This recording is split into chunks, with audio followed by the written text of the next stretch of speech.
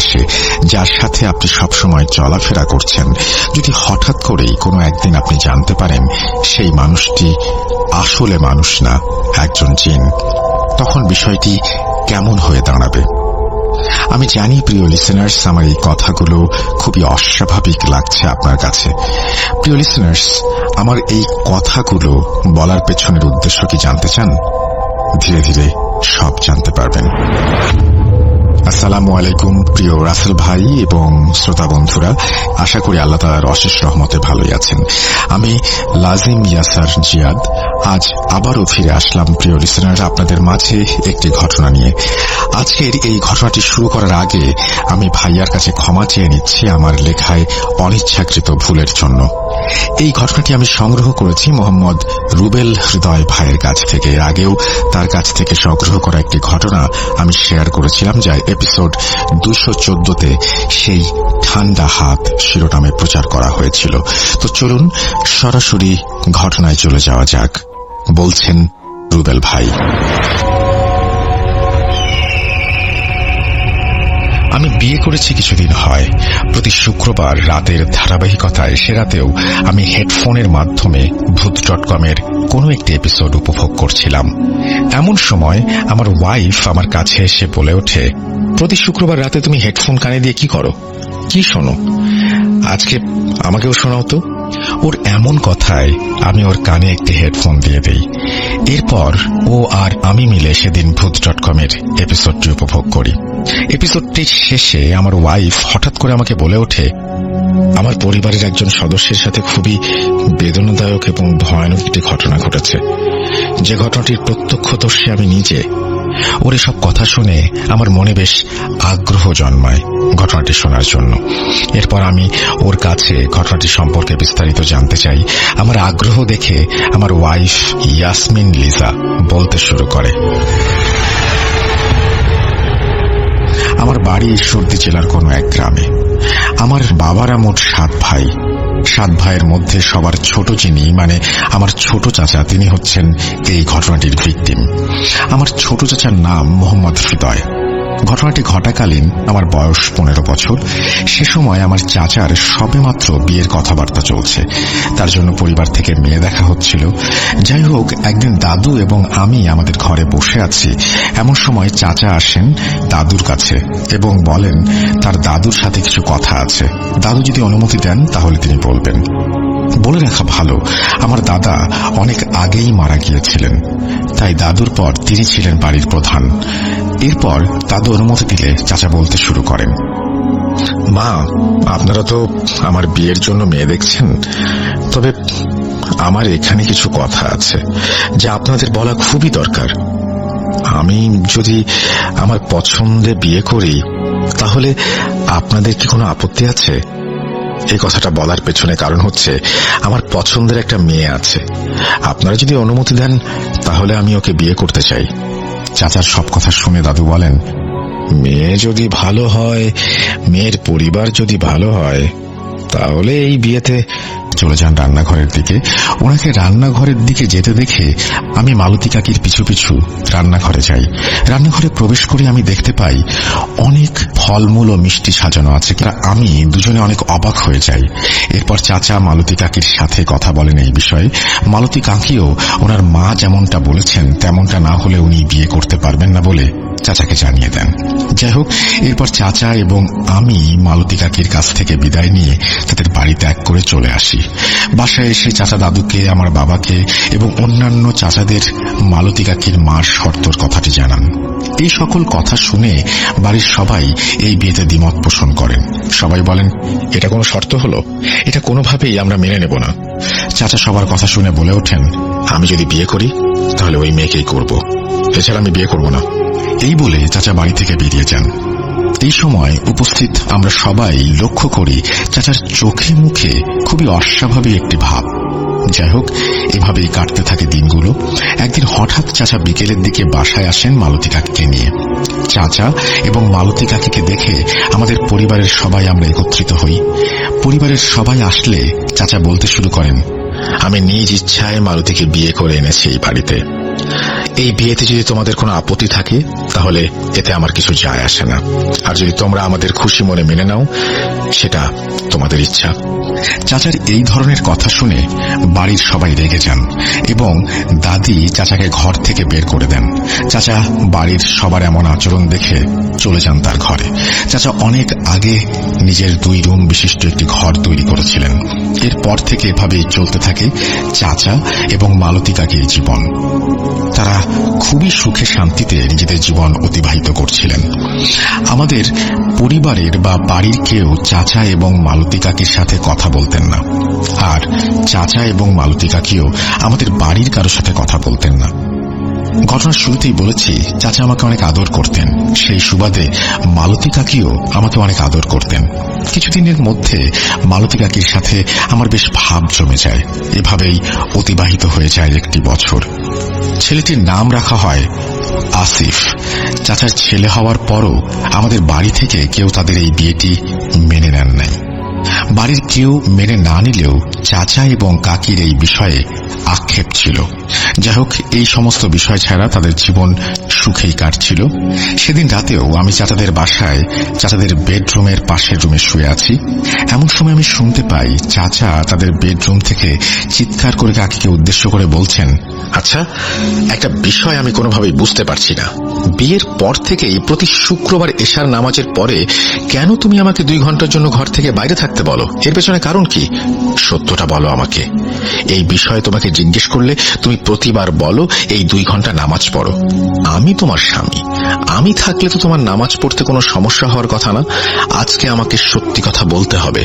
চাচার সকল কথার উত্তরে কাকি বলে, আমার ইচ্ছে আমি তোমাকে এই 1-2 ঘন্টা আমার ঘরে রাখবো না, এটাই আমার ইচ্ছে। এর পেছনে কোনো কারণ নেই। আমার ইচ্ছার বিরুদ্ধে গিয়ে যদি তুমি ঘরে ঢোকো, তাহলে তোমার আর তোমার ছেলের অনেক ক্ষতি হবে। আর যদি কোনো ক্ষতি হয়, এর দায় ভার আমার না। এই বলে কাকি থেমে যান। এরপর চাচাদের রুম থেকে আর কোনো কথা শোনা যায় না। কাকির সব কথা শুনে আমি অনেক অবাক হই। এসব কি বলেন কাকি? আমি কোনো কিছুই বুঝতে পারি না। যাই হোক, এসব চিন্তা করতে করতে আমি ঘুমিয়ে যাই। পরদিন সকালে যথারীতি আমার ঘুম ভাঙে। ঘুম ভেঙে যেতে আমি চাচাদের রুমে যাই। চাচাদের রুমে গিয়ে আমি যা দেখতে পাই সেটা দেখে আমার পুরো শরীর নিস্তেজ হয়ে যায়। চাচাদের রুমে প্রবেশ করতে আমি দেখতে পাই চাচা এবং চাচাতো ভাই তাদের নিথর দেহ পড়ে আছে মেঝেতে। তাদের দুজনের মুখ থেকে রক্ত বেরিয়ে পুরো মেঝেতে ছড়িয়ে ছিটিয়ে আছে। এই সকল দৃশ্য দেখে আমি সাথে সাথে দৌড়ে আমাদের বাড়িতে গিয়ে সবাইকে ডেকে নিয়ে আসি। আমাদের বাড়ির সবাই এসে সব দেখে কান্নায় ভেঙে পড়েন। আমাদের পুরো বাড়িতে ছেয়ে যায় শোকের ছায়া। এসব ঘটনার আকস্মিকতায় আমরা সকলেই ভুলেই গিয়েছিলাম মালতী কাকির কথা। এরপর সকলেই মিলে মালতী কাকিকে খোঁজাখুঁজি করতে শুরু করি, কিন্তু কোথাও পাওয়া যায় না। এমন অবস্থা দেখে আমি তখন সকলকেই চাচা এবং মালতী কাকির যে কথাগুলো গতকাল রাতে আমি শুনেছিলাম সে বিষয়ে জানাই। এই সকল কথা শুনে আমাদের পরিবারের কিছু মানুষ মিলে আমাকে নিয়ে মালতী কাকিদের বাড়িতে যাওয়ার উদ্দেশ্যে রওনা দেয়। কারণ আমি ছাড়া মালতী কাকিদের বাড়ির ঠিকানা আর কেউ জানত না। যাই হোক, এরপর আমি সবাইকে নিয়ে যাই মালতী কাকিদের বাড়ির ঠিকানায়। মালতী কাকিদের বাড়ির ঠিকানায় পৌঁছে উপস্থিত সবাই একটা বিষয় লক্ষ্য করে অবাক হয়ে যায়। সেখানে গিয়ে আমরা সবাই দেখতে পাই সেখানে ভাঙা চূর্ণ বিচূর্ণ একটি টিনের ঘর দাঁড়িয়ে আছে। দেখে মনে হচ্ছে বছরের পর বছর এখানে কারো আনাগোনা নেই। এসব বিষয় দেখে আমরা সবাই চলে আসি আমাদের বাড়িতে। এসব কি হলো? কেন হলো? কিভাবে হলো? কেন? কিছু আমি তখনো বুঝতে পারিনি। এরপর ওই দিন বিকেলে চাচা এবং তার ছেলেকে দাফন করা হয়। এসব ঘটনা ছড়িয়ে যায় আমাদের গ্রামে। সকলেই মালতী কাকির নামে মামলা করার কথা বলতে থাকে। আবার অনেকেই বলাবলি করতে থাকে মামলা করে কোনো লাভ হবে না, চাচা এবং চাচার ছেলেকে নাকি মেরেছে পিশাচিনী। এরপর আমাদের পরিবার থেকে এই ঘটনায় কেউ বাদী হয়ে মামলা করেনি, কারণ মালতী চাচির বাবার বাড়ির ঠিকানা কেউ জানত না, আর মালতী কাকিকে কোথাও পাওয়া যাচ্ছিল না। এমন অস্বাভাবিক একটি ঘটনা যার কোনো প্রকার কুল কিনারা কেউ করতে পারছে না। আমাদের পরিবারের সবাই এটুকু বুঝে গিয়েছিল যে ঘটনা যেটা ঘটে গেল সেটা কোনো স্বাভাবিক খুনের ঘটনা না, এতে বড় কোনো রহস্য লুকিয়ে আছে, কিন্তু কেউ এই রহস্যের খোলাসা করতে পারছে না। এই জন্য এই ঘটনার 4 দিনের মাথায় আমার দাদুর পরামর্শে আমার বাবা আমাদের এলাকার নাম করা একজন ভালো কবিরাজকে আমাদের বাড়িতে নিয়ে আসেন এবং একদম শুরু থেকে শেষ পর্যন্ত ঘটে যাওয়া সকল ঘটনা সেই কবিরাজকে বিস্তারিতভাবে বলেন। ওই দিন সকল ঘটনা শুনে তিনি পরের দিন এশার নামাজের পর আমাদের বাড়িতে আসবেন বলে সেদিনের মতো আমাদের বাড়ি ত্যাগ করেন। পরদিন যথারীতি কবিরাজ তার কথা মতো এশার নামাজের পর আমাদের বাড়িতে আসেন। বাড়িতে এসেই কবিরাজ আমার দাদুকে এবং সকলকে উদ্দেশ্য করে বলতে শুরু করেন, আপনার ছেলে যাকে বিয়ে করেছে এই বাড়িতে নিয়ে এসেছিল সে কোনো মানুষ ছিল না, সেই ছিল নরকের পিশাচিনী। এসব পিশাচিনীদের কাজ হচ্ছে কোনো মানুষকে বিয়ে করা এবং বিয়ের পর তাদের সন্তান যখন হবে সেই সন্তানকে বলি দেওয়ার মাধ্যমে নিজের শক্তি বৃদ্ধি করা। এই পিশাচিনীকে সবসময় আপনার ছেলের সাথে মানুষের রূপে থাকতে হতো, কিন্তু এই পিশাচিনীদের একটি বৈশিষ্ট্য হচ্ছে প্রতি শুক্রবার রাতে একটি নির্দিষ্ট তিথিতে এরা নিজেদের আসল ভয়ানক রূপে ফিরে আসে কিছু সময়ের জন্য। এই সময় কেউ যদি তাদের নিজের রূপে দেখে ফেলে তাহলে সেই পিশাচিনীদের অনেক ক্ষতি হয় এবং তাদের কাজে বিঘ্ন ঘটে। সেই পিশাচিনীকে আপনার ছেলে সেদিন তার আসল রূপে দেখে ফেলেছিল, এই জন্যই সে আপনার ছেলে এবং সেই বাচ্চাটিকে হত্যা করে চলে গিয়েছে। আর হ্যাঁ, লিজাকে যত তাড়াতাড়ি পারেন এখান থেকে সরিয়ে ফেলেন অন্য কোথাও। ঈশ্বর দিতে লিজা কখনো যেন আর না আসে, এখানে আসলে ওর ক্ষতি হওয়ার সম্ভাবনা আছে। এই বলে কবিরাজ আমাদের বাড়ি ত্যাগ করে চলে যান। এর কিছুদিনের মধ্যেই ঈশ্বরদী থেকে আমাকে পাঠিয়ে দেওয়া হয় নানুদের বাসায়। আমি 2006 সালে ঈশ্বরদী শহর ছেড়ে এসেছি, এখন পর্যন্ত আর সেখানে যাওয়া হয়নি। আমি আমার নানির কাছে বড় হয়েছি, নানিরা আমাকে বিয়ে দেন। আমার সবাই থাকতেও আমি বড় হয়েছি অনাথের মতো। এই বলে আমার ওয়াইফ কান্নায় ভেঙে পড়ে। এই বলে রুবেল ভাই তার ঘটনা শেষ করেন। লিসেনার্স, হুট করেই আপনাদের একজনের সাথে পরিচয় হলো, এরপরে তার সাথে সবসময় আপনাদের দেখা হচ্ছে, কথা হচ্ছে। একটা সময় আপনি তার চলাফেরা লক্ষ্য করতে শুরু করলেন। যদি কোনো একদিন হুট করে জানতে পারেন মানুষ ভেবে যাকে আপনি বন্ধু করেছেন বা যার সাথে মিশছেন সে আসলে মানুষ না, একজন জিন, তখন বিষয়টি কেমন দাঁড়াবে একটিবার চিন্তা করে দেখবেন। পরিশেষে একটা কথাই বলতে চাই, বিশ্বাস করা বা না করা সম্পূর্ণ আপনাদের ওপর। ভাইয়াকে অনেক অনেক ধন্যবাদ আমার এই ঘটনাটি সময় নিয়ে পড়ার জন্য। প্রিয় লিসেনার্স, আপনারা সবসময় এভাবেই ভৌতিক আনন্দ পেতে থাকুন ভূত.com এর পাশে থেকে। আমি লাজিম ইয়াসার জিয়াদ আজ এখানেই বিদায় নিচ্ছি। খুব তাড়াতাড়ি ফিরে আসবো নতুন কোনো এপিসোডে, নতুন কোনো ঘটনা নিয়ে। আসসালামু আলাইকুম।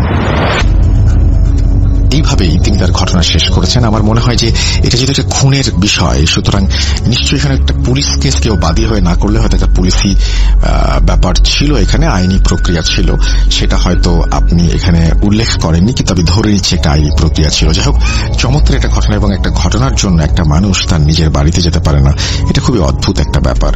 আপনাদের অনেক অনেক ধন্যবাদ এবং আশা করছি এই ঘটনাটি আপনাদের ভালো লেগেছে। যদি ভালো লাগে অবশ্যই আমাকে জানাবেন, যদি ভালো না লাগে সেটাও আমাকে জানাবেন।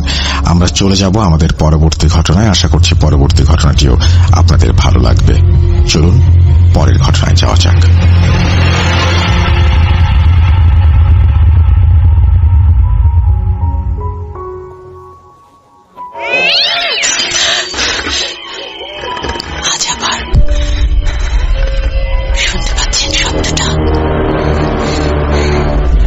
ভয়ের আরেক নাম ভূত.com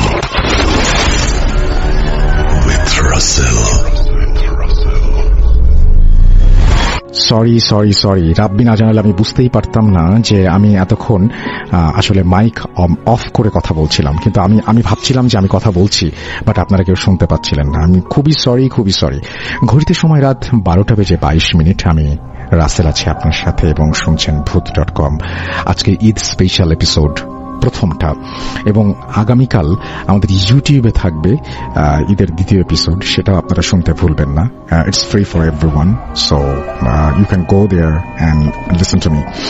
আর আমি যেটা বলবো, Rabbi thank you so much. আমি এতক্ষণ মাইক অফ করে কথা বলছিলাম, বাট আপনি না জানালে আমি এখন বুঝতেই পারতাম না। রাব্বি সবসময় হেল্পটা করেন এবং মানে he always keeps an eye যাতে হচ্ছে আমরা কোনো ঝামেলা না হয়। Thank you very much. তো আজকে আমি যেটা বলছিলাম যে আজকে হয়তো অনেক মানুষ ঢাকা ছেড়ে ঢাকার বাইরে যাচ্ছেন বা বিভিন্ন শহর ছেড়ে আপনারা যাচ্ছেন আপনজনের টানে। এই সময়টা আপনাদের মাথার ভেতরে শুধুমাত্র ছোটবেলার স্মৃতি, আপনজনের প্রিয় মুখ এবং আপনারা ঈদের যে আসন্ন যে উৎসব, সেই উৎসবটা কিভাবে কাটাবেন সেই পরিকল্পনা। সেই রকম একটা জায়গা থেকে যখন আমি আপনাদের এই পথের সঙ্গী হতে পারছি বা আমি আপনাদের আনন্দের সঙ্গী হতে পারছি, তখন আমার মনও বলছে আমি আপনাদের আপন, আমি আপনাদেরই একজন, আমি আপনাদের সেই আপনজনের মধ্যেই পড়ি। থ্যাংক ইউ ভেরি মাচ আমাদের সঙ্গে থাকার জন্য, আমাকে সুযোগ দেওয়ার জন্য, এরকম একটা মুহূর্তে আমার সঙ্গে কিছুটা সময় কাটানোর জন্য। আমি জানি যে রাব্বি বাড়িতে যাবে, কিন্তু বাট রাব্বি এখনো যেতে পারছে না। ভূত.com এর কাজ কমপ্লিট করে সম্ভবত রাব্বি কালকে যাবেন বোধহয়, বললেন কালকে না কবে যেন বললেন আমাকে যাবেন। সো রাব্বি, আমরা আমাদের জীবনটাই আসলে এরকম, আমরা সবসময় আমাদের কাছে উৎসব মানে হচ্ছে ভূত.com এর কয়টা এপিসোড হবে এবং কিভাবে আমরা ঈদের জার্নিটা সফল করব। প্রতিদিন আপনারা ইউটিউবে ভিজিট করলেই কিছু না কিছু পেয়ে যাবেন ঈদ উপলক্ষে। সো আপনারা অবশ্যই অবশ্যই মানে আপনারা সেখানে যাবেন এবং আমাদেরকে দেখবেন যে আমাদের কি কি পরিকল্পনা ঈদ নিয়ে, এবং অবশ্যই অবশ্যই রাব্বি আমাকে জানালো যে উনি কালকে যাবেন। সো অবশ্যই অবশ্যই আপনারা আমার সঙ্গে থাকবেন এবং এভাবেই সাপোর্ট দিয়ে যাবেন ঈদের প্রতিটা মুহূর্তে, কারণ ঈদের পুরো আনন্দ, পুরো সবকিছু আয়োজন আমরা সাজিয়েছি আপনাকে মাথায় রেখে, আপনাকে কেন্দ্র করে। সুতরাং আপনি যদি আমাদেরকে শোনেন তাহলে প্রথম থেকে শেষ পর্যন্তই আপনি প্রতিটা মুহূর্ত এনজয় করবেন, এ বিষয়ে কোনো সন্দেহ নেই। আমাদের আজকের যে পোস্ট, সেই পোস্টে রাব্বি, এখন কিন্তু আমরা সিফাতের স্টোরিতে যাব, সো তার আগে একটু কথা বলে নিচ্ছে এই জন্যই।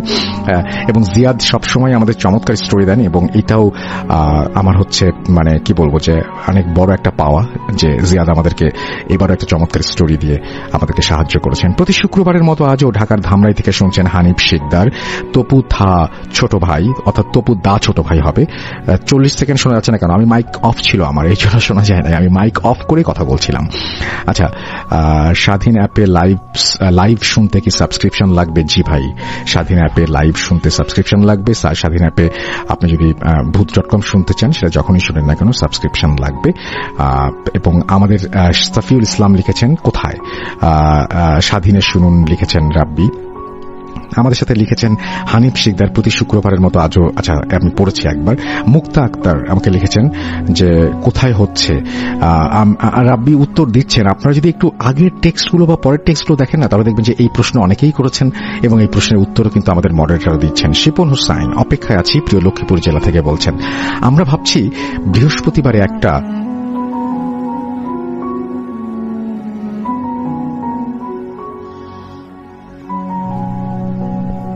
আমরা ভাবছিলাম যে বৃহস্পতিবারে আরেকটা যদি স্পেশাল এপিসোড করা যায় কেমন হয়। আমরা অবশ্যই অবশ্যই আপনারা চেষ্টা করবেন আমাদেরকে সেটা জানাতে কমেন্ট সেকশনে।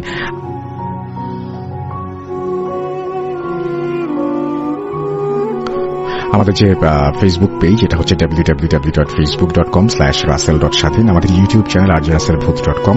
যারা যারা আমাদের ইউটিউব চ্যানেলের লিংক জানেন না, তারা কমেন্ট সেকশনে জেনে নিতে পারেন এবং সাথে সাথেই আমাদের মডারেটররা কিন্তু আপনাদেরকে লিংকটা শেয়ার করে দেবেন। সুতরাং সে বিষয়ে কোনো সন্দেহ নেই। আমি না খুবই উত্তেজিত এখন, উত্তেজিত এই কারণে পরবর্তীতে একটা চমৎকার স্টোরি আসছে সিফাতের, যে স্টোরিটা আমি শোনাতে চাই আপনাদেরকে এবং প্রতিটা মুহূর্ত আমি জানি যে আপনারা এনজয় করবেন এই স্টোরির জন্য। এটা ঈদের এপিসোড বলেই জিয়াদের পরে আসছে সিফাত এবং পরবর্তী স্টোরিতে থাকবে হচ্ছে আমাদের সাথে সিফাত এবং কালকের যে স্টোরিটা সেটা কিন্তু সুকান্ত মাইতির এবং সেখানে থাকবেন সাব্বির জির স্টোরি।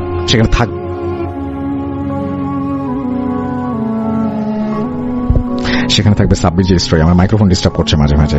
সেখানে থাকবে সাব্বির স্টোরি এবং আমি কাউকে নিষেধ করবো সেই এপিসোডটা মিস না করতে। এবং কালকে আপনারা যেখানেই থাকেন না কেন, সবাই মিলে আমরা কি কালকে একটা কাজ করতে পারি, পরিবারের সবাই একসঙ্গে জড়ো হয়ে কালকের সাব্বির স্টোরিটা শুনতে পারি আমাদের ইউটিউব চ্যানেলে। এবং আমি একটা জিনিস বলবো, ঈদের সময় তো আপনারা বিভিন্ন মানুষকে তো ঈদের উইশ করবেন, অনেকের কাছ থেকে উইশও পাবেন। যাদের কাছ থেকেই পান না কেন তাদেরকে আমাদের পেজে ইনভাইট করুন, আমাদের চ্যানেলটা শেয়ার করে দিন এবং সাবস্ক্রাইব করুন যাতে আমাদের সাথে কানেক্টেড থাকতে পারেন। আমাদের it's been a long journey এবং এখন আপনাদের সাপোর্টটা খুব দরকার। সো আপনারা আমাদের সাথে থাকুন, সাবস্ক্রাইব করুন, শুনুন আমাদেরকে। আমরা চলে যাব আমাদের পরবর্তী ঘটনায়। চলুন সিফাতের ঘটনা শুনি এবার। আশা করছি প্রথম থেকে শেষ পর্যন্ত ভালো লাগবে। ঘড়িতে সময় রাত 12:27। আমি রাসেল আছি সাথে। চলছে ভূত.com। চলুন চলে যাই ঈদ স্পেশাল স্টোরিজে।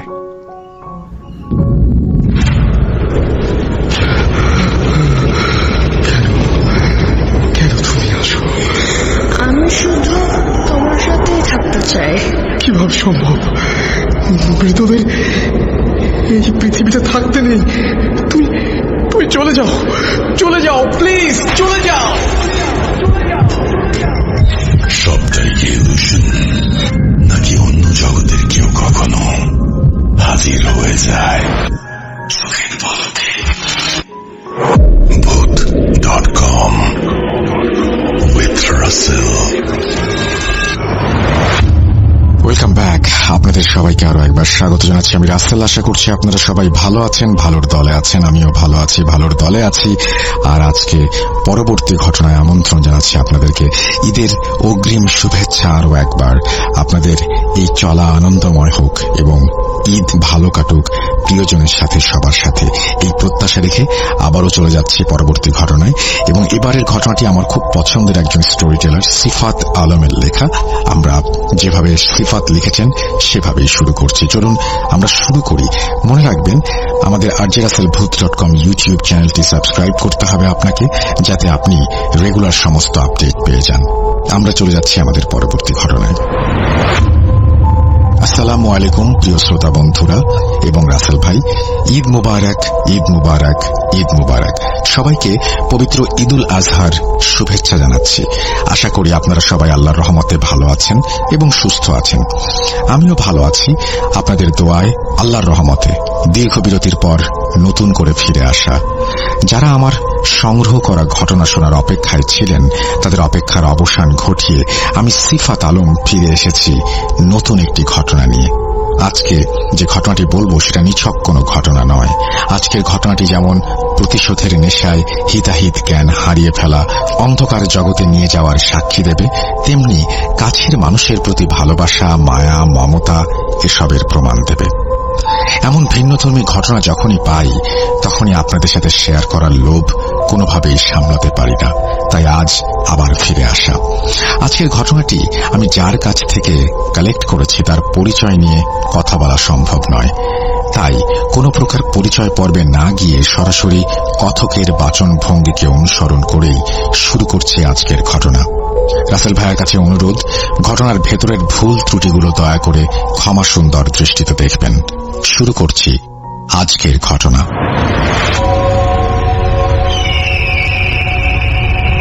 সাল 2003, রাত প্রায় 2টা থেকে 3টা।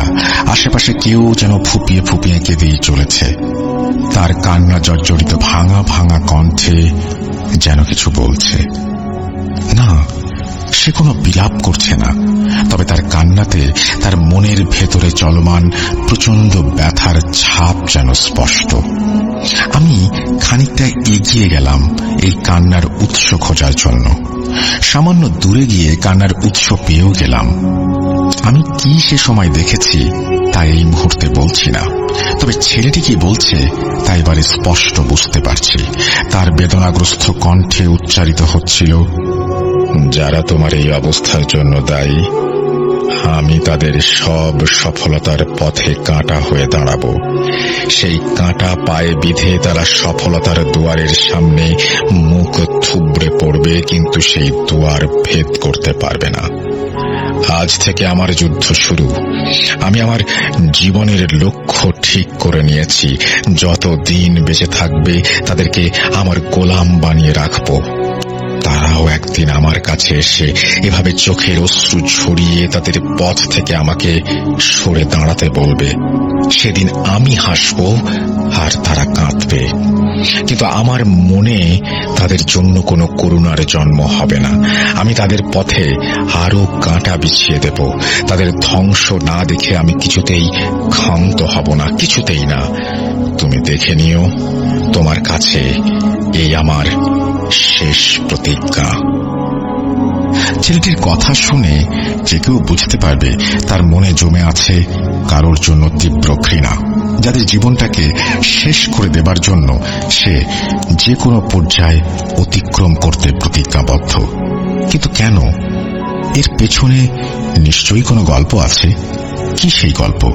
সেই গল্প জানার উদ্দেশ্যে আমি তার কাছে যাবার জন্য কেমন যেন এক অজানা আকর্ষণ অনুভব করি। আমার মনে তার গল্প জানার যে কৌতূহল জন্ম নিয়েছিল তার ফলাফল তখনও আমার অজানা। তবু আমি তার কাছে গিয়ে কথা বলার চেষ্টা করি। এর পরের কাহিনীটা না হয় শেষের জন্যই জমা থাক। এখানে যে ছেলেটির কথা বলছি তার নাম রূপক। খুবই সাধারণ গরিব পরিবারের ছেলে। থাকার জন্য না ছিল বাড়ি, না ছিল উদরপূর্তির জন্য পর্যাপ্ত খাবার। মাথা গোঁজার ঠাঁই হিসেবে ছিল রেল লাইনের ধারের ছোট্ট একটা বস্তি। সেখানেই রূপক তার বাবা মা আর ছোট বোনকে নিয়ে থাকত।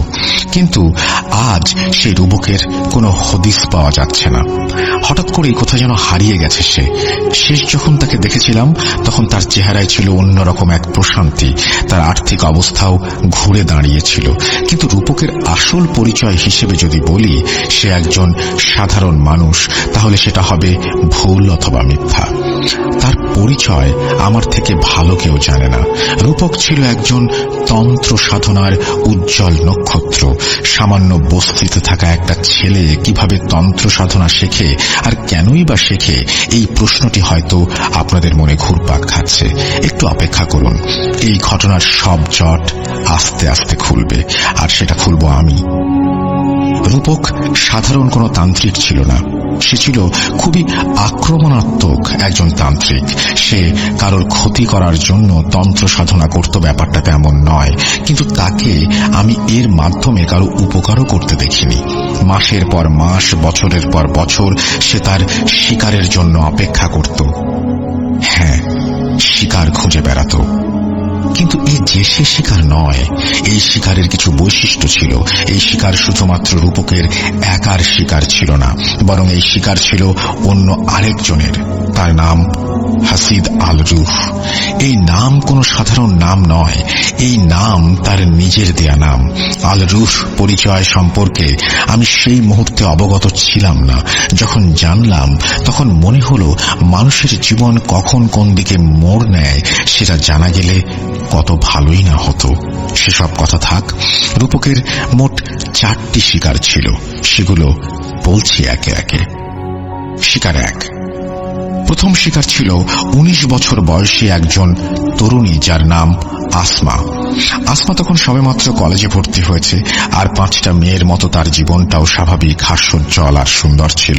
কিন্তু হঠাৎ তার এই আলোয় ভরা জীবনে কারোর নজর লেগে যায়। আসমা মাঝে মাঝে রাতে বাজে স্বপ্ন দেখতে শুরু করে। স্বপ্নে সে দেখতে পায় সে একজন বিবাহিতা নারীর সাজে সজ্জিত। তাকে কবুল বলতে বলা হচ্ছে, কিন্তু সে চাচ্ছে না।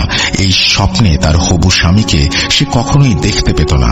এছাড়াও স্বপ্নে কেউ হয়তো তার সাথে জোর জবরদস্তি করার চেষ্টা করত। নিজেকে বাঁচাতে গিয়ে তার দম যেন বন্ধ হয়ে যেত। হঠাৎ বিকট চিৎকার দিয়ে সে ঘুম থেকে জেগে উঠত। ঘুম থেকে উঠে দেখতে পেত তার হাতে পায়ে সহ শরীরের বিভিন্ন স্থানে কালো কালো দাগ। তার হাতে বেশ বড় মাপের আঙুলের ছাপ স্পষ্ট দেখা যেত। বাবা মাকে বলার পর তারা অনেক হুজুরের সাথে যোগাযোগ করেন, কিন্তু সবাই একসময় পিছু হটেন।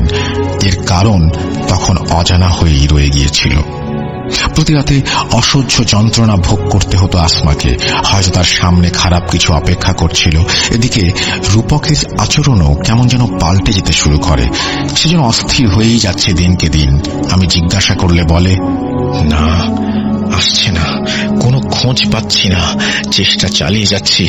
আমার মন বলছে আল রুহ তার শিকার পেয়ে গেছে, কিন্তু ওই শিকার ওর নয়, আমার, শুধুই আমার। ওই শিকারের হকদার একমাত্র আমি। আজ রাতে আমি আবারও কড়াভাবে চেষ্টা করব সেই শিকারের খোঁজ বের করতে। আপনি আজ রাতে আমার ঘরের আশেপাশে ভুলেও আসবেন না। আর আমাকে আপনি সাহায্য করছেন, তাই আমি আপনাকে সব বলছি। আমার কাজ আপনাকে দেখাচ্ছি। এসব যদি ঘূর্ণাক্ষরেও কেউ জানতে পারে, তাহলে আমার পরবর্তী শিকার হবেন আপনি। কথাটা মাথায় রাখবেন। সেদিন তার কথা শুনে আমি বেশ ভয় পেয়ে যাই। আমার কাছে মনে হতে থাকে এ সেই রূপক নয় যাকে আমি প্রথমবার দেখেছিলাম। আসলে পরিস্থিতি তাকে হয়তো এভাবে বদলে দিয়েছে। সেদিন রাতে রূপক বেশ কিছু রিচুয়াল করে ঘুমিয়ে পড়ে। পরদিন সকালে সে আমাকে একটি ছোট কাগজে লিখে পাঠায়। আমাকে সাথে নিয়ে এক জায়গায় যাবে বলে জানায় সেই কাগজে। আমি বিকেলের দিকে রূপকের সাথে দেখা করি। তাকে দেখে বেশ উত্তেজিত লাগছিল। কিছু জিজ্ঞেস করার সুযোগ না দিয়েই বলতে শুরু করলো, ভাই পেয়ে গিয়েছি, আমি তার বাসা সহ চিনে গিয়েছি, আর দেরি করা যাবে না, আসুন এখনই বাসায় যাব। আমি রূপকের কথার মাথা মুন্ডু কিছুই না বুঝে তার দিকে হাঁ করে তাকিয়ে রইলাম। আমাকে চুপচাপ দাঁড়িয়ে থাকতে দেখে সে আমার হাত টেনে ধরে কোথায় যেন নিয়ে যেতে শুরু করে। আমি কেমন যেন ঘোরের মধ্যে চলে গেলাম। হঠাৎ তার কণ্ঠ শুনে চেতনা ফিরে পেলাম। দেখলাম আমি একটি ছোট টিনের বাড়ির সামনে দাঁড়িয়ে। এই জায়গাটা আমি চিনি না, আগে কখনো আসিনি, কিন্তু মনে হলো যেন কয়েক সেকেন্ডের মধ্যে আমি এখানে চলে এসেছি। রূপক আমাকে নিয়ে সেই বাসায় কড়া নাড়ল। এক মধ্যবয়সী মহিলা দরজা খুলে দিলেন। আমাদের পরিচয় জানতে চাইলে রূপক ওনাকে জিজ্ঞাসা করেন, চাচি কিছু মনে করবেন না, আপনি আমাদের চিনবেন না, আপনার মেয়ের নাম আসমা তাই না? আসলে আমার পরিচিত এক ইমামের মাধ্যমে আসমার অসুস্থতার কথা জেনে আমি এখানে এসেছি, ওর সাথে দেখা করতে। দেখা করা যাবে? রূপকের কথা শুনে মহিলা আর কোনো প্রশ্ন না করেই মেয়ের সাথে দেখা করতে রাজি হয়ে যান, কেননা মেয়ের সুস্থতাই এখন ওনার সব থেকে বড় বিষয় হয়ে দাঁড়িয়েছিল। আসমার সাথে দেখা করার পর আমার মনে হচ্ছিল আমি হয়তো কোনো কঙ্কালের গায়ে জড়ানো চামড়ার একজন মানুষ দেখছি। এত জীর্ণ শরীরের কোনো মানুষ আমি এর আগে দেখিনি। আসমার মা কাঁদতে কাঁদতে আমাদেরকে আসমার সমস্যাগুলো খুলে বলেন। আমি একটু আগেই উল্লেখ করেছিলাম রূপক তখন আসমার মায়ের হাতে একটি কাগজ দিয়ে বলেন, ওই কাগজে মোড়ানো আছে এক বিশুদ্ধ উনুনের ছাই। এই ছাই যেন প্রতি রাতে আসমার মাথায় লাগিয়ে দেয়া হয়। এছাড়া সে এক বোতল পানি বের করে কি যেন পড়ে তাতে ফুঁ দিয়ে আসমাকে খেতে বলে। আসমা সেই পানি পান করে। রূপক মহিলাকে বলে, আজ থেকে আগামী 3 দিন খুবই বিপজ্জনক। এই সময় আসমা যেন ঘরের বাইরে না বের হয়, আর কোনোভাবেই এই ছাই লাগানোর কথা যেন ভুলে না যান। এই বলে রূপক আমাকে নিয়ে চলে আসে। আমি রূপককে জিজ্ঞাসা করি, ওটা কিসের ছাই? উত্তরে সে বলে, আজ না, অন্য একদিন বলবো। যদি আমার ভাগ্যে থাকে তাহলে নাকি আমি জানতে পারবো। তার উত্তরে কেন জানি না আমি সন্তুষ্ট হতে পারিনি। তাকে পুনরায় প্রশ্ন করি, 3 দিন কেন বিপজ্জনক? উত্তরে রূপক বলে, আপনি সব জানতে পারবেন, কিন্তু এখন না, 3 দিন পর। এই 3 দিন আমার সাথে কোনো প্রকার যোগাযোগ করবেন না। 3য় দিন আপনি সব জানতে পারবেন। কিভাবে জানতে পারবেন সে প্রশ্নও করবেন না। আমি তাকে আর কোনো প্রশ্ন না করে বাসায় ফিরি। 3 দিন পর কি হবে ভাবতে ভাবতে আমি অস্থির হয়ে পড়ি। এই 3 দিন আমার কাছে 3 বছরের মতো লম্বা মনে হচ্ছিল। 3 দিন পর রাতে ঘুমিয়ে আমি একটা অদ্ভুত স্বপ্ন দেখি। আমি দেখি লম্বা আলখেল্লা পরা একজন ব্যক্তি ভারী কণ্ঠে বলছে, কাজটা কি ভালো করলি? আমার শিকার কেড়ে নিয়ে ভেবেছিস শান্তিতে ঘুমাবি? একটা শিকার গিয়েছে তাতে কি, এতে আমার কোনো ক্ষতি হয়নি। মাঝখান দিয়ে তোর বেশ কিছু কাঠখড় পোড়াতে হলো। কতদিন এভাবে আমার শিকার কেড়ে নিবি? পারবি না, পারবি না। পাশ থেকে ভেসে আসে কণ্ঠ। সে বলে, আমার কোনো কিছুই মনে রাখার নেই। আমার শুধু মনে আছে প্রতিজ্ঞা। তোর সব কর্মের মাঝে বাধা হয়ে দাঁড়াবো আমি। তোকে তোর উদ্দেশ্য হাসিল করতে আমি দেব না। মনে রাখিস, আমিও আমার কথার খেলাপ করি না। রূপকের কথা শেষ হতে না হতেই রূপকের সাথে সেই ব্যক্তির তুমুল যুদ্ধ শুরু হয়। রূপককে আমি চিনতে পারছিলাম না। তার পেছন থেকে যেন মানবরূপী বিশাল দেহী এক পশু আকৃতির কোনো কিছু বের হয়ে এসে সেই ব্যক্তির মুখে সজোরে থাবা বসিয়ে তাকে ছুঁড়ে ফেলে দেয় কয়েক ফুট দূরে। রাগে ফুঁসতে ফুঁসতে সেই ব্যক্তি রূপককে হুমকি দিয়ে চলে যায়। হঠাৎ আমার মনে হলো রূপক আমার দিকে তাকিয়ে হাসছে আর বলছে, বলেছিলাম না সব জানতে পারবেন। তার চোখ টকটকে লাল, তার মুখের হাসি যেন স্বয়ং শয়তানের হাসিকেও হার মানাতে বাধ্য। আমার ঘুম ভেঙে যায়। ঘেমে নিয়ে আমি একাকার। সকালে রূপকের সাথে দেখা করি। আমাকে দেখে সে বলে, আপনি তো সব জেনেই গিয়েছেন, তাই আর কিছু জিজ্ঞেস করবেন না। আমি আসমার খোঁজ নিয়ে এসেছি, সে এখন ভালো আছে, তবে তাকে এখনো আরো কিছুদিন সেই ছাই ব্যবহার করতে হবে। আমি রূপককে জিজ্ঞাসা করি, এবার কি, আর কি করতে চাও? উত্তরে রূপক একটা শব্দই বলে, আর তা হলো অপেক্ষা। আল রুহ আবার নতুন শিকার খুঁজবে। যখনই সে শিকার পাবে তখনই আবার রূপকের কাজ শুরু হবে। এর মাঝে রূপক প্রতিদিনই শ্মশানে আর কবরস্থানে কাটাতে শুরু করে। আমি এর কারণ জানতে চাইলে সে বলে আল রুহ নাকি কোনোভাবেই থামবে না। সে আরো ক্ষমতা অর্জন করে ফিরে আসবে মোকাবেলা করার জন্য। শিকার হাতে না পেলে যদিও তার ক্ষমতা খুব একটা বাড়বে না, কিন্তু সেও তন্ত্র সাধনা করে, শক্তি অর্জন করতে সেও পারে। শিকার না পেয়ে সে এখন ঘায়েল বাঘের মতো, আর আঘাতপ্রাপ্ত বাঘের থাবা খুবই ভয়ঙ্কর। তাই রূপককেও আল রুহ মুখোমুখি হবার জন্য তৈরি থাকতে হবে যে কোনো পরিস্থিতি মোকাবেলা করার জন্য। দেখতে দেখতে দিন, সপ্তাহ, মাস কেটে যায়, অপেক্ষার শেষ হয় না। রূপকের সাথে অনেক দিন আমার দেখা সাক্ষাৎ নেই। আমি একরকম ভুলেই গিয়েছি তার কথা, কিন্তু হঠাৎ একদিন তার কথা মনে পড়ে যায়। আমার নিজের জন্য না, আমার খুব কাছের কারো জন্য মনে পড়ে। আমি হন্যে হয়ে রূপককে খুঁজতে শুরু করি, কিন্তু তার দেখা মেলে না। প্রায় 4-5 দিন কেটে যায়। আমি এমন কোনো উপায় রাখিনি আমার সেই কাছের মানুষকে বাঁচিয়ে রাখার জন্য, কিন্তু আমার মনে হচ্ছে আমি পারবো না। একা একা বাড়ির পেছনে বসে আছি আর মনে মনে প্রচন্ড চিৎকার করেই চলেছি। সেই চিৎকারের শব্দ কেউ শুনছে না, আমি নিজেও না। কেননা সব চিৎকারের আওয়াজ হয় না। চোখের পানি যেমন ঝর্ণার মতো গাল বেয়ে বয়ে চলেছে, থামার নাম নেই। হঠাৎ আমার কাঁধে কেউ একজন হাত দিয়ে ভারী কণ্ঠে বলল, চিন্তা করবেন না, সব ঠিক হয়ে যাবে। আমি পেছন ফিরে অবাক হয়ে যাই। যাকে 4-5 দিন ধরে পাগলের মতো হন্যে হয়ে খুঁজছি, সে আমার পেছনে দাঁড়িয়ে। তাকে চেনা যাচ্ছে না তেমন। আগের রূপক এবারের রূপকের মধ্যে অনেক পার্থক্য। জীর্ণ শরীরের রূপক আজ সুঠাম দেহের অধিকারী। তার পরনের জামাগুলো যেন খুব দামি। তাকে দেখে আমি মনে মনে কত যে খুশি হয়েছি ভাষায় প্রকাশ করতে পারবো না। দাঁড়িয়ে উঠে তাকে জড়িয়ে ধরে বলি, ভাই, আমার বোনকে বাঁচাও, আমার বোনের অবস্থা খুব খারাপ, সে বিছানায় একেবারে মৃত মানুষের মতো পড়ে আছে, বাঁচাও তাকে, ভিক্ষা চাইছি তোমার কাছে, ভাই তুমি বাঁচাও ওকে। আমার কথা শুনে রূপক আমাকে শান্ত হতে বলে আর আমার বোনকে দেখার ইচ্ছা প্রকাশ করে। আমি তাকে আমার বোনের রুমে নিয়ে যাই, তাকে দেখাই। আমার বোনের হাতে কালো কালো ছোপ দাগ দেখে রূপক আমার কাছে সেই দাগ ছুঁয়ে দেখার অনুমতি চায়। আমি তাকে অনুমতি দিলে সে চোখ বন্ধ করে আমার বোনের হাতে থাকা কালো দাগ স্পর্শ করে। কিছুক্ষণ বসে থাকে। হঠাৎ সে আমার বোনের হাত ছেড়ে দিয়ে দ্রুত বাইরে চলে আসে। সে আনমনা হয়ে বারবার বলছিল, ইফরিত, ইফরিত, ইফরিত। ইফরিত কি তখন আমি জানতাম না। আমি তাকে কি হয়েছে জিজ্ঞাসা করলে সে আমাকে শুধু বলে, হাতের সময় খুব কম, যা করার আজই করতে হবে। এসব কিছু বলার সময় এখন নেই, আগে বোনকে বাঁচাতে হবে।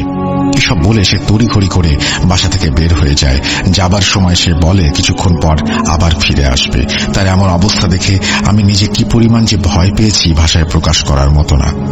ঘণ্টাখানেক পরে সে ফিরে আসে, সাথে নিয়ে আসে একটা পুটলি। সেদিন রাতে সে আমাকে নিয়ে বোনের রুমে চলে যায়। রুমের দরজা বন্ধ করে আমাকে বলে, আপনার চোখে আমি কাপড় বেঁধে দিচ্ছি। এখানে এমন কিছু হতে পারে যা সহ্য করার সাহস আপনার নেই। আপনি অনেক কিছু শুনবেন, কিন্তু ভয় পাবেন না, আর যা কিছু হয়ে যাক বোনের হাত ছাড়বেন না। এই কথা বলে সে আমার চোখ বেঁধে বাম হাতে কিছু একটা ধরিয়ে ডান হাত দিয়ে আমার বোনের হাত শক্ত করে ধরে রাখতে বলে। আমি তার কথা মতোই কাজ করি। আশেপাশে কোনো শব্দ নেই, চারপাশে একেবারে নিশ্চুপ। রূপকের উপস্থিতিও টের পাচ্ছি না। ভয় আমার আত্মা শুকিয়ে যাচ্ছে। হঠাৎ রূপকের আওয়াজ শুনি। সে কাউকে উদ্দেশ্য করে বলছে সে তার আসল পরিচয় পেয়ে গেছে। আমি রূপকের কথা ছাড়া অন্য কারো কথা শুনতে পাচ্ছি না, কিন্তু মনে হচ্ছে রূপক কারোর সাথে কথা বলছে। এক পর্যায়ে আমার বোন হঠাৎ করে প্রচন্ড জোরে কাঁপতে শুরু করে। আমার হাত ছাড়ানোর জন্য সে পাগল হয়ে যায়। শুরু হয় চিৎকার, আর্তনাদ, আমার গলা শুকিয়ে যায়, হাত ব্যথায় যেন ভেঙে যাচ্ছে, না আর পারছি না ধরে রাখতে। আমার হাতে কামড় বসিয়ে দেয় আমার বোন, হাতের ওপরে চামড়া ছিঁড়ে ফেলে। ব্যথায় আমি হাও মাও করে কেঁদে উঠি। রুমের ভেতরে যেন ঝড় বয়ে যাচ্ছে। রূপকের চিৎকারে আর আমার বোনের আর্তনাদে আমি যেন হিতাহিত জ্ঞান হারিয়ে ফেলছি। বারবার জ্ঞান হারাবো করেও হারাচ্ছি না। হঠাৎ কানের কাছে আমার বোনের মুখের অস্তিত্ব টের পাই। আমাকে ফিসফিস করে বলছে, এই শিকার আমার, হাতটা ছেড়ে দে। রূপক বারবার আমাকে হাত না ছাড়ার জন্য বলছে। আমি সজোরে আমার বোনের হাত ধরে আছি। রক্তে আমার হাত ভিজে যাচ্ছে। রক্তক্ষরণের জন্য আমি এক পর্যায়ে জ্ঞান হারাই। জ্ঞান ফিরে এলে দেখি আমার সামনে রূপক দাঁড়িয়ে। সে আমাকে বলে, আমার বোন অল্পের জন্য বেঁচে গেছে, আর কিছুক্ষণ আগে আমি হাত ছেড়ে দিলে তাকে হয়তো আর বাঁচানো যেত না। আমি রূপককে সব খুলে বলতে নির্দেশ করি। এবার আর কোনো অনুরোধ নয়, যা কথা হবে সরাসরি হবে ভেবে জিজ্ঞেস করি। সে আমাকে বলে, মনে আছে আল রুহ কথা? আমি নিজেও তার সঠিক পরিচয় জানতাম না, তার উদ্দেশ্য কি জানতাম না। আল রুহ শুধুই আমার কাছে এক নাম আর রহস্য হয়ে আমার জীবনে রয়ে গিয়েছিল। কিন্তু তার আসল পরিচয়, সে একজন ইফরিত। ইফরিতের কাজ বংশবৃদ্ধি করা, আর তাই আল রুহ একের পর এক শিকার খুঁজে চলেছে। আপনার বোন সেই আল রুহ নামক রোগেই আক্রান্ত। কিন্তু আল রুহ আপনার বোনকে কোনোভাবেই কবজা করতে পারছিল না কেন আমার জানা নেই। তবে ইফরিত সম্পর্কে যতটুকু জানি, যে কেউ তার বদ নজরে আসতে পারে। সেদিন রাতে তার সাথে আমার একটা সওদা হয়। তার পরবর্তী শিকারে আমি বাধা দেব না শর্তে আপনার বোনকে আমি বাঁচিয়েছি। আপনজন হারানোর কষ্ট আমি বুঝি। আপনার বোনকে এখান থেকে দূরে পাঠিয়ে দিন। আল রুহর নজর এখন আপাতত তার উপর নেই।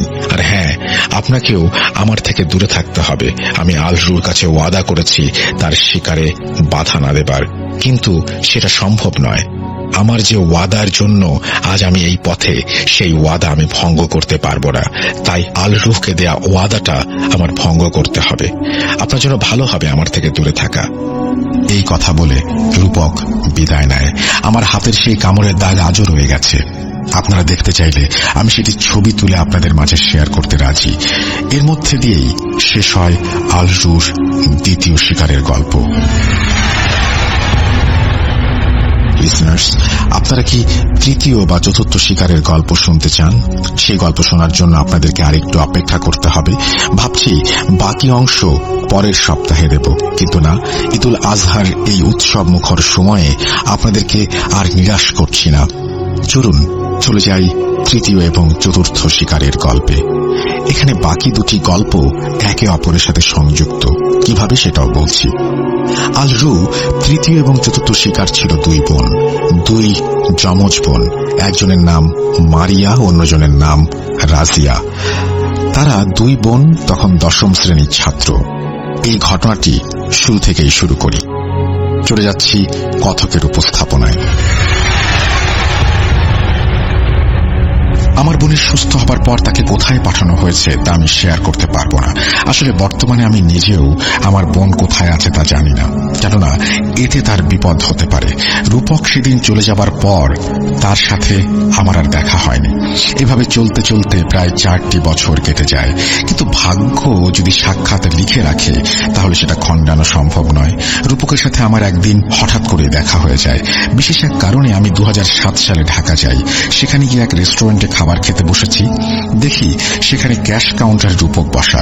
তাকে দেখা মাত্রই আমি চিনতে পারি সে হয়তো আমাকে চেনেনি অথবা চিনতে চায়নি।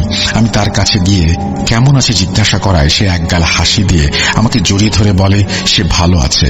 পকেট থেকে বের করে তার 2 সন্তানের ছবি আমাকে দেখায়। খুব ভালো লেগেছিল সেদিন তার সাথে দেখা করে। আমার কাজ শেষ করার পর আমি আবার তার রেস্টুরেন্টে ফিরে আসি। তার জীবনে কি চলছে এবং তান্ত্রিক থেকে রেস্টুরেন্টের মালিক হবার রাস্তায় কি কি ঘটনা ঘটেছে সব শুনতে চাই। সে এক দীর্ঘশ্বাস নিয়ে কিছুক্ষণ চুপ থেকে বলে রেস্টুরেন্টের বারান্দায় বসে আমার সাথে সব শেয়ার করবে। আমিও তার কথায় রাজি হই। দুজন একসাথে বসে কফির কাপ হাতে নিয়ে চুপচাপ অপেক্ষা করি। একসময় রূপক বলতে শুরু করে, ভাই, জীবনের অনেকটা সময় আল রুহ নষ্ট করে দিয়েছে। আপনি জানেন তার সাথে আমার এই শত্রুতা কিসের? যেদিন আপনি আমাকে স্টেশনে দেখেছিলেন সেদিন আমার হাতে একজনের লাশ ছিল। বারবার আমাকে জিজ্ঞাসা করার পরেও আমি আপনাকে বলিনি ওই লাশ কার। ওই লাশ ছিল আমার আদরের ছোট বোনের। আলরু আমার বোনকে নির্মমভাবে হত্যা করেছে। আমার বোনের পেটে 7 মাসের বাচ্চা ছিল। সেই বাচ্চাকে পেট চিরে বের করে নিয়ে এসেছিল শুধুমাত্র তার কথায় আমার বোন রাজি হয় নাই। সেই জন্য আমার বোনের স্বপ্নে দেখা দিয়ে সে বারবার তার সাথে যেতে বলতো। আমার বোন আমার সাথে তার মৃত্যুর আগের দিন সব শেয়ার করে। আমি সময় সুযোগ কোনোটাই পাইনি ওকে বাঁচানোর। আর তখনকার সেই রূপকের এত ক্ষমতাও ছিল না যে আলরুকে সে আটকাবে। সেদিন আমি আলরুর রাস্তার কাটা হয়ে দাঁড়াবার প্রতিজ্ঞা করি। এই হলো সাধক রূপকের তান্ত্রিক হবার পাঠ। আর বর্তমানে আসার পেছনে ইতিহাস একটু ভিন্ন। আপনার বোনকে বাঁচানোর পর রুহ সাথে আমার বেশ কিছুদিন কথা হয়। সে আমাকে বারবার মনে করিয়ে দেয় আমি যেন তার শিকারে বাধা না হয়ে দাঁড়াই। সেদিন থেকেই আমার মন কেমন যেন অস্থির হয়েছিল। মনে হচ্ছিল এবার সে আরো বড় একটা কিছু করার চেষ্টা করবে। আমার ধারণা সত্যি হয়। একদিন রাতে আমি তার মনে কোনো পরিকল্পনা আছে কিনা জানার জন্য আমার ক্ষমতা ব্যবহার করি। সেদিন রাতে আমি স্বপ্নে দেখি 2টা মেয়ে যারা একই রকম দেখতে, তারা প্রচন্ড ভয়ে অন্ধকার রুমের এক কোণায় লুকিয়ে আছে একে অপরকে জড়িয়ে ধরে। আর তাদের সামনে দাঁড়ানো সাক্ষাৎ শয়তান রূহ।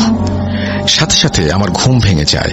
আমি ঘুম থেকে উঠেই আবার বেশ কিছু রিচুয়াল শুরু করি, যা ছিল আমার ভুল। আলরু আমার উপর নজর রাখছিল, যা আমার অজানা ছিল। সে তখনও তার শিকার খুঁজে পায়নি। আমার স্বপ্নের মাধ্যমেই আমি তাকে তার শিকারের কাছে পৌঁছে দেই। সেদিন রাতে সে আমার সামনে আসে এবং আমাকে ধন্যবাদ দিয়ে চলে যায়। অনেক খোঁজ করেও আমি ওই 2 মেয়ের কোনো হদিস পাচ্ছিলাম না। আমার ক্ষমতাও কোনো কাজে আসছিল না। এরপর আমি একের পর এক উপায় অবলম্বন করতে শুরু করি। শেষে এক অঘরী তান্ত্রিকের কাছ থেকে কিছু নতুন তন্ত্র শিখে সেই অনুযায়ী কাজ করি এবং সেই মেয়ে দুটোকে খুঁজে বের করতে সক্ষম হই। আমি অনেক দেরি করে ফেলেছিলাম। সেই 2 মেয়ে তখন আলরুর কবজায় চলে গিয়েছে। মেয়ে দুটি ছিল এতিম। এতিমখানা থেকেই তাদের লেখাপড়ার ব্যবস্থা ছিল, কিন্তু তাদের আচরণগত পরিবর্তনের জন্য তাদেরকে একটি কক্ষে রাখা হয়। এতিমখানা গিয়ে আমি অনেক কষ্টে তাদের সাথে দেখা করি। তাদেরকে দেখে আমি অবাক হয়ে যাই। 2 জন জীর্ণশীর্ণ মেয়ে একসাথে বসে আছে।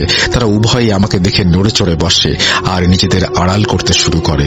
তখন তাদের বয়স অনেক কম হওয়ায় আলরু তার ইচ্ছা পূরণ করতে সক্ষম ছিল না, তাই তাদেরকে আপাতত নিজের কবজায় রেখেছিল। আমি তাদের সাথে দেখা করেই বুঝতে পারি এটি সেই শয়তান ইফরিতের কাজ। তাদের গায়ে মন্ত্র পড়ে পানি ছিটিয়ে দিতেই তারা চিৎকার শুরু করে। কোনোভাবে তাদেরকে আলরুর কবজা থেকে কিছু সময়ের জন্য মুক্ত করে আমি আমার নিজের মন্ত্র পড়া পানি খাইয়ে দেই। সেদিন রাতে আলরু আমার কাছে আসে এবং আমার ওয়াদার কথা মনে করিয়ে দেয়। আমাকে তার পথ থেকে সরে যেতে বলে, কিন্তু আমি পিছুপা হই না। তার কথায় কর্ণপাত করি না। রাগে ক্ষোভে সে আমার জীবন নেবার সিদ্ধান্ত নেয়।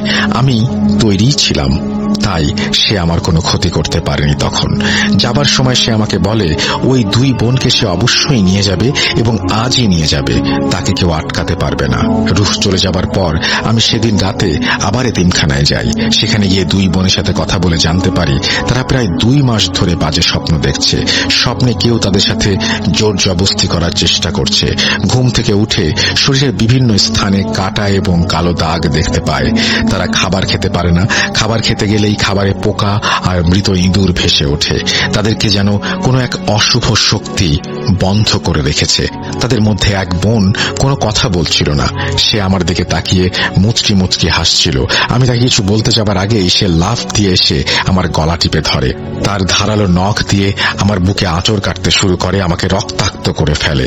আর এসবের কারণ হচ্ছে তখন সে আলরুর দ্বারা পজেস ছিল। আমার গলা টিপে ধরে আমাকে বিকৃত আর শান্ত আওয়াজে বলে, জানতাম এখানে সুরক্ষার ব্যবস্থা করে আসবি না, তাই তো তোকে এখানে আসতে বাধ্য করেছি। তুই আমার পথের কাঁটা, তোকে সরিয়ে দিলেই আমার কাজ শেষ। এই বলে সে আমার বুকে প্রচন্ড জোরে আঁচড় দিয়ে আমার বুকের হাড় বের করে ফেলে। অন্যদিকে 2য় বোন এসব দেখে ভয়ে চিৎকার শুরু করে দেয়। আমি মন্ত্র পড়তে শুরু করি। আমি মনে মনে আরো মরিয়া হই নিজেকে বাঁচানোর জন্য। মন্ত্র পড়ে মেয়েটির মাথায় কোনো রকমে হাত দিতেই সে অজ্ঞান হয়ে যায়, কিন্তু মেয়েটি পড়ে যাবার সাথে সাথে ছায়ার মতো বিশাল দেহী এক জন্তু আকৃতির কিছু একটা আমি দেখতে পাই। মনে হচ্ছে যেন এতক্ষণ সেই মেয়ে এই জন্তুর ভেতরেই ছিল, আর তার পড়ে যাবার সাথে সাথেই জন্তুটির রূপ আমার সামনে স্পষ্ট হয়ে গেল। তার মাথায় ছিল ধারালো দুটি শিং, আর চোখ দুটো ছিল লাল। মনে মনে অনেকবার বারণ করেছি শয়তানের কথা না মানতে, কিন্তু মুখ দিয়ে উচ্চারিত হয়নি। জ্ঞান হারাই আমি। জ্ঞান ফিরলে দেখি দুই বোনের এক বোন আরেক বোনের লাশ বুকে জড়িয়ে ধরে ফুঁপিয়ে ফুঁপিয়ে কাঁদছে।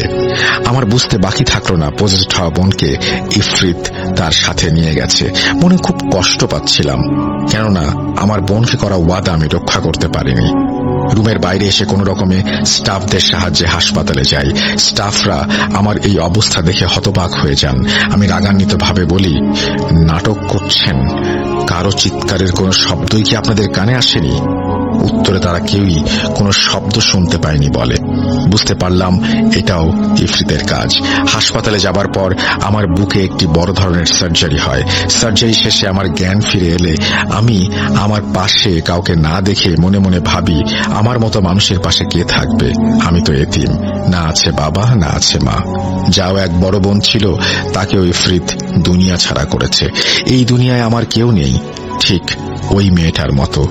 ওই মেয়েটার জন্য আমার খুব মায়া হচ্ছিল। সুস্থ হবার পর তার সাথে দেখা করি আমি। নিজের বোনকে হারিয়ে সে একেবারে নিশ্চুপ হয়ে গেছে। তার বোন আমাকে আর নিজের বোনকে বাঁচাতেই নিজের জীবন দিয়েছে। মনে মনে একটা সিদ্ধান্ত নিয়ে চলে গেলাম এতিমখানার পরিচালকের কাছে দেখা করতে। সকল কথা এবং কাজ শেষ করে সেদিন এতিমখানা থেকে চলে আসি, কিন্তু একা আসিনি। সেই মেয়েটি আজ আমার স্ত্রী রাজিয়া।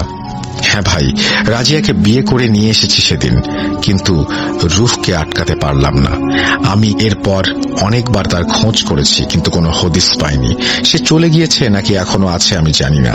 তাই আপনাকে অনুরোধ করব, আপনার বোনের ঠিকানা আমাকে বলবেন না কখনোই। আপনার বোন যেখানে আছে সেখান থেকেও তাকে সরিয়ে ফেলুন। আপনি নিজেও তার ঠিকানা নেবেন না, আড়ালেই রাখুন তাকে, কেননা আল রুহ ফিরেও আসতে পারে, কিন্তু তখন আপনার বোনকে বাঁচানোর জন্য কোনো রূপক আর ফিরে আসবে না। আমি সব ছেড়ে দিয়েছি ভাই। রুহকে খুঁজতে খুঁজতে ব্যর্থ হয়ে যখন আর কোনো পথ পাচ্ছিলাম না, তখন আমি নিজেকে পাল্টে ফেলি। নিজের স্ত্রী সংসারের জন্য আমার তন্ত্র সাধনায় অর্জিত অর্থের কিছু অংশ আমি আমার স্ত্রী যে এতিমখানায় ছিল সেখানে দান করে দিই। বাকি টাকা দিয়ে এই রেস্টুরেন্ট চালু করি। স্ত্রী আর 2 সন্তান নিয়ে সুখেই আছি। আর আগের রূপক হতে চাই না। চাই না রুহ পথের কাঁটা হতে, কেননা মৃত বোনকে করা প্রতিজ্ঞার জন্য জীবিত স্ত্রী সন্তানদের হাত ছেড়ে দিতে পারি না। আর তাই আজ সাধারণ মানুষ হিসেবেই রয়ে গেলাম। জানি না রুহ এখন কোথায়, তবে তার সাথে আর কখনো দেখা হোক সেটা আমি চাই না। অনেক শুনেছি মানুষ জাতি জিনকে বশ করে, বন্দি করে, টর্চার করে, কিন্তু সত্যিকারে তা হয় কিনা আমার জানা নেই। ইফরিতের মোকাবেলা যারা করেছেন তারাই কেবল জানেন ইফরিতের ক্ষমতা কত বেশি, কতটা ভয়ঙ্কর। আমি জানি, নিজের চোখে দেখেছি, তাই আর দেখতে চাই না। ভেবেছিলাম এসব নিয়ে আর আলোচনা করব না, কিন্তু আপনার বোনের ঠিকানা কেউ যেন জানতে না পারে, তাই এই ব্যাপারটা আপনাকে সাবধান করতেই খুলে বললাম। রাতের খাবারটা খেয়ে যাবেন। এই বলে রূপক তার ঘটনার ইতি টানে। জীবনটা বড়ই অদ্ভুত। একজনের আত্মত্যাগের জন্য 2টি প্রাণ বেঁচে যায়। নিজের কথা না ভেবে মানুষ আপনজনের জন্য নিজের জীবন অনায়াসে কুরবান করে দেয়। এই জন্যই মনে হয় কুরবানির অর্থ ত্যাগ। আর সেই কুরবানি ঈদে আমি সিফাত আলম আপনাদের কুরবানি যেন আল্লাহ তাআলা কবুল করেন সেই দোয়া করে বিদায় নিচ্ছি। এই বলে সিফাত তার ঘটনা শেষ করেছেন। থ্যাংক ইউ সো মাচ সিফাত আপনার ঘটনার জন্য। আশা করছি এই ঘটনাটা আপনাদের ভালো লেগেছে। যদি ভালো লাগে অবশ্যই আমাকে জানাবেন। আমরা চলে যাব আমাদের পরবর্তী ঘটনায়, তবে তার আগে বলি যে অনেকেই হয়তো হাটে আছেন এই মুহূর্তে, যদিও রাত অনেক, তারপরে হয়তো অনেকে হাটের কাজ এখনো শেষ করতে পারেননি। আপনাদের সবার জন্য অনেক আসসালামু আলাইকুম। অনেক ঝামেলা হচ্ছিল, আর প্রায় সময়তেই নাকি এই জিনিসটা হয়েছিল যে যিনি বাড়ি তুলতেছে তার মাকে বা তার ওয়াইফকে স্বপ্নে দেখাতো যে এখানে 2টা মোরগ দিতে হবে, তাহলে তোমাদের কোনো সমস্যা হবে না। তো তারা এটা বোঝেনি, তারা বিভিন্ন সময়তে মসজিদে, অনেক সময় বিভিন্ন জায়গাতে তারা মোরগ বিতরণ করেছে, তবুও তারপরে সমস্যাগুলো হচ্ছিল। অবশেষে তাদের 12 রমজান, যেদিন তারা ওই বাড়িতে, নতুন বাড়িতে খুব কষ্ট মষ্ট করে যখন ওঠা হলো, এখন থাকবে গিয়ে, ওই দিনটাও তাদের জন্য অনেক সমস্যা, অনেক অনেক মুসিবত আসছিল। তারা ওই নতুন বাড়িতে কোনোভাবেই যেতে পারতেছে না, কারো না কারো অসুস্থ হয়ে যাচ্ছে, অনেক মুসিবত। এর পরবর্তীতে অনেকবার ওইখানে দোয়া কালামও হয়েছিল। আমরা 12 রমজানে যাই এবং তাদের সাথেও আমরা ওই বাসায় যাই, বসি, দেখি। তো মূলত সর্বপ্রথম হচ্ছে তারা যখন বাড়িটা নির্মাণ করেছিল, যিনি বাড়ি বানিয়েছেন উনি কিছুদিন ঘরটাতে থাকাতে ওনাকে খুব সমস্যা করেছিল। উনি দেখেন তারই পরিচিত একটা মানুষের মতো খুব ঘরের মধ্যে ছুটোছুটি দৌড়দৌড়ি করে, কিন্তু অথচ কেউই নেই। উনি একাই থাকতেন। বাড়িটা নির্মাণ করা হচ্ছিল দেখাশোনার জন্য, নিরাপত্তার জন্য উনি বাড়িটা পাহারা দিতেন, রাত্রে একা থাকতেন একটা রুমতে, আর কেউ থাকতো না। কিন্তু উনি দেখতো বাড়িতে কেমন যেন ধামালি হচ্ছে, অনেক মানুষ বা ছুটোছুটি বেড়াবাড়ি করছে, দৌড়াদৌড়ি করতেছে। উনি প্রায় এই সময়গুলোতে ভয় পেত। তো যখন 12 রমজানে আমি গেলাম, সেখানে গিয়ে যে বিষয়গুলো লক্ষ্য করলাম, যে আমি যখন বসেছি দেখেছি যে বাড়িটাতে কি সমস্যা, তখন আমি জিনিসটা পরখ করলাম যে কেউ যদি ব্ল্যাক ম্যাজিক তাদেরকে করে থাকে, তাহলে সেই জিনটা, ব্ল্যাক ম্যাজিক করা জিনগুলো কাছে আসে, তারা ভয় পায় না। তারা কাছে এসে আমাদেরকে তাড়াবার বা আমাদেরকে এই কাজ না করবার জন্য খুব চেষ্টা করে। আর জিন যদি ওই জায়গাতেই থাকে, যার আবাস স্থল, যে উনি সবসময় এখানে থাকতো, এখন এই জায়গাটার মধ্যে মানুষ বাড়িঘর করবে দেখে তার চলে যেতে হবে, এই জিনগুলো কাছে আসে না, তারা ছুটোছুটি দৌড়দৌড়ি করে। তাই আমি ওইখানে গিয়ে দেখেছি যে এই জিনগুলো কাছে আসেনি, তারা শুধু দূর দূর থেকে শব্দ করতেছে, ছুটে ছুটে বেড়াচ্ছে, কাছে আসে না। তখন আমরা বুঝেছি যে এই জায়গার মধ্যেই তাদের জিনটার আবাস স্থল ছিল, তারা সবসময় থাকতো। তো রাত্রেবেলা সব আমরা যেভাবে কাজ করে থাকি, কাজগুলো করে দেখলাম এইখানে প্রায় 25 থেকে 30টা জিনের পরিবারগুলো, আর কি 25 থেকে 30 জন জিন এই পরিবারকে নিয়ে বাড়িতেই থাকতো। তাই এই জায়গায় কাউকে কাজ করা বা বাড়ি নির্মাণ করা, কোন মানুষ বসবাস করার জন্য তারা দিচ্ছিল না। এই নিয়ে অনেক ঝামেলা ছিল এই রাত্রিটায়। আমরা ইনশাল্লাহ কাজ করেছি, এখন সমস্যা নেই। আমরা প্রায় সময় তাদের খবর নিয়ে থাকি, আমরা কাজ করে ফিরে আসি। কিন্তু মাঝখানে শুধু এতটুকু একটা অসুবিধা ছিল যে রমজানটা শেষের দিকে তাদের সবকিছুই ভালো চলতেছিল, হঠাৎ করে তাদের পরিবারের মূল যিনি ছিলেন তার বাবা, বাড়িওয়ালার বাবা, তার পুরোটা শরীরের ভিতরে একটা ব্যথা ঘুরতেছে এবং পা থেকে মাথা পর্যন্ত শুধু আচরে দাগ চলতেছে। তো বিশেষ করে তারা বয়স হয়েছে বলে ওরা ভাবতেছে অ্যালার্জি হবে, যে কোনো রোগ ব্যাধি হবে। তারা হাসপাতালে নিল, চিকিৎসা দিল, কিন্তু কোনো কাজ হচ্ছিল না। আর বিশেষ করে আমি একটু ব্যস্ততা থাকার কারণে আমি তাকে আর সময় দিতে পারিনি। পরে জানতে পারলাম ওই লোকটা মারা গেছে। এবং পরবর্তীতে আমরা আবারও গিয়ে যখন খবর নেই, তখন দেখেছি ওই যে জিন বলছিল যে মোরগ দাও, 2টা মোরগ দাও, তো তারা তো মোরগ দিয়েছিল, যে মোরগটা চেয়েছিল তারা সন্তান চেয়েছিল, কিন্তু তারা পায়নি বলে এই বয়স্ক লোকটাকে জিনরা মারছে। এবং আল্লাহ মাফ করে দিক, এরকম খুব মারাত্মক যে জিনগুলো আর কি মানুষের ক্ষতি করে, সেখান থেকে আমরা বলেছি যে প্রত্যেকটা মানুষেরই উচিত যেন নামাজ কালাম বা যে ঘরে বসবাস করাবে কোরআন তেলাওয়াত যেন হয়, ইবাদত বন্দিগি যেন হয়। আমাদের আমল না থাকার কারণে, ইবাদত বন্দিগি না করা থাকার কারণে এরকম অহরহ এখন খুব খারাপ জিনগুলো মানুষের ক্ষতি করে যাচ্ছে। জি ভাইজান, এইটা আমরা খুব মারাত্মক ভাবে আমরা দেখে আসছি। এবং এইটা হচ্ছে ব্ল্যাক ম্যাজিক করা জিন নয়, সেটা বসবাস করা জিন ছিল। এখন আলহামদুলিল্লাহ সবকিছু ঠিকঠাক আছে, যা খোঁজ নিতেছি ভালোই।